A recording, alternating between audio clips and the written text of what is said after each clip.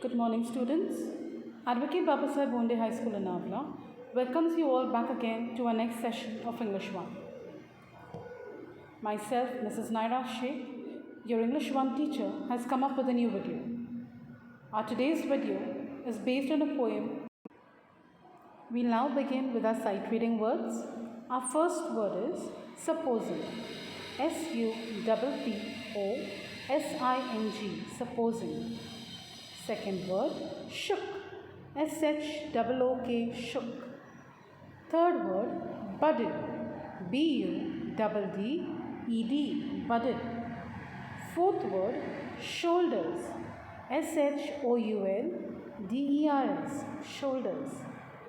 Fifth word, shadow. S-H-A-D-O-W, shadow. Sixth word, scent. S-C-E-N-T, scent. Seventh word, Ramayana. R-A-M-A-Y-A-N-A, Ramayana. Eighth word, fling. F-L-I-N-G, fling. Ninth word, suddenly. S-U-D-D-E-N-L-Y, suddenly. Tenth word, naughty. N-A-U-G-H-T-Y, naughty. 11th word, cowshed. C-O-W-S-H-E-D, cowshed. 12th word, Rabindranath. R-A-B-I-N-D-R-A-N-A-T-H, Rabindranath. 12th word, Tagore. T-A-G-O-R-E, Tagore. We are now moving ahead towards our meanings. The first meaning is slyly. Slyly means in a knowing or in a secret manner. When people do something secretly, they are known as sly people. Second word, fling. Fling means to throw something. The third word is wee little. Wee little means very small. We'll begin with a poem now, students. Suppose I became a champa flower just for fun and grew on a branch high up that tree and shook in the wind with laughter and danced upon the newly budded leaves. Would you know me, mother? Now this poem has been written by Rabindranath Tagore, and in this poem, the poet is asking his mother in a sly manner, that's in a secret manner, that if I would be a champa flower, if I would become a champa flower, just for fun, I would grow up on a branch of a tree. Flowers grow up on a branch, right, students? So, and shook in the wind with laughter. So, every time that the poet would feel like laughing, while the wind blows, the tree shakes. In the same manner, the poet assumes that as the wind would blow, the flowers that would be resembling him would also shake with laughter and danced upon the newly budded leaves.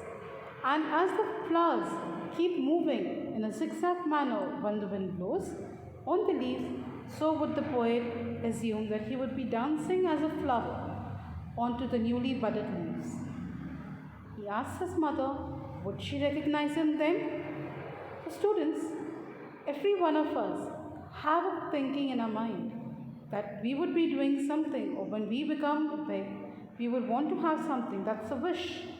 So in the same manner, here the poet was remembering his childhood days. He's talking about his childhood days and telling us that he had assumed that he would want to become a champa flower. Why?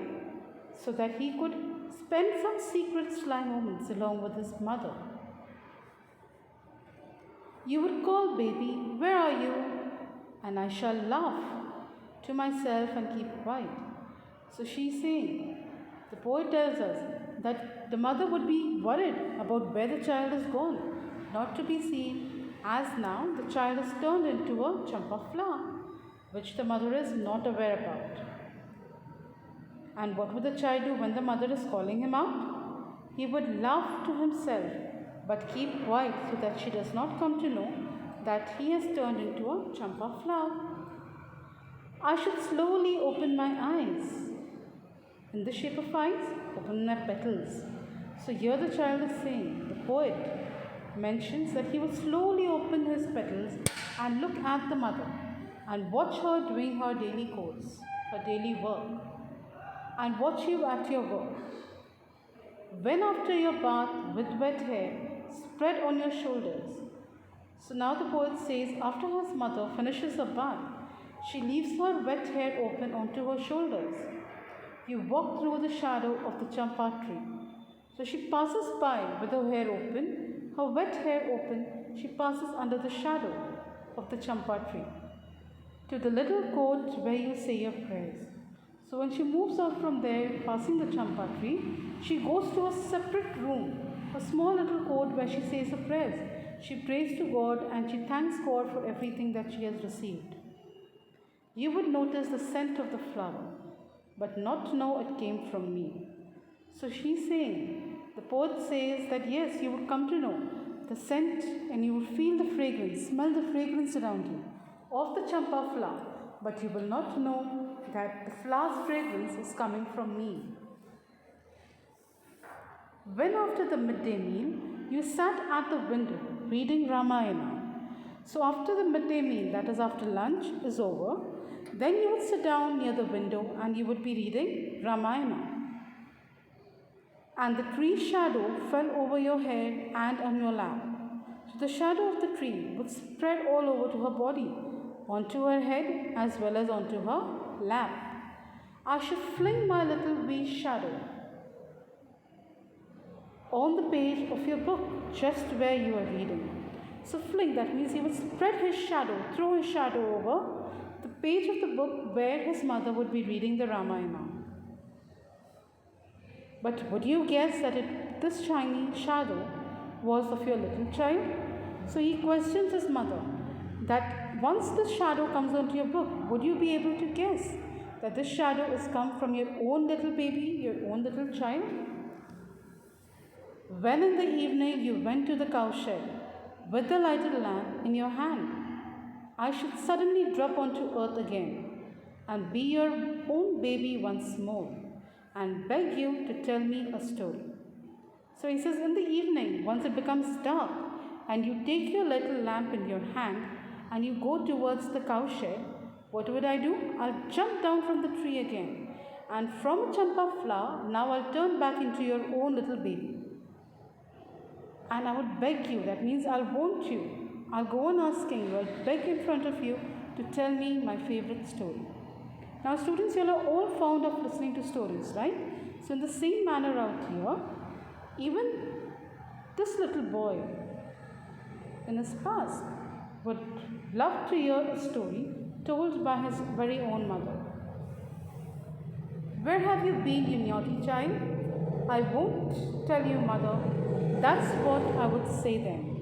So, but obvious, when the mother has not seen her child the entire day, she's worried, she's concerned about her child.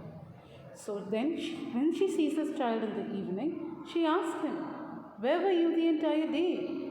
But do you think Rabindranath Tagore would have told her? No, I won't tell you, mother.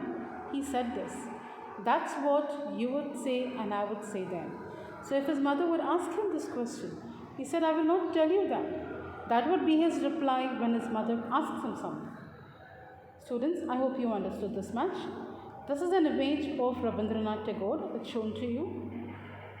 You can see the image of how deep his thoughts are, where he can word out each thought of his into a form of a poem. I would like to thank everyone for watching this video. I would also request everyone to kindly subscribe to our channel to avail further notifications of our upcoming videos. Thank you and have a nice day.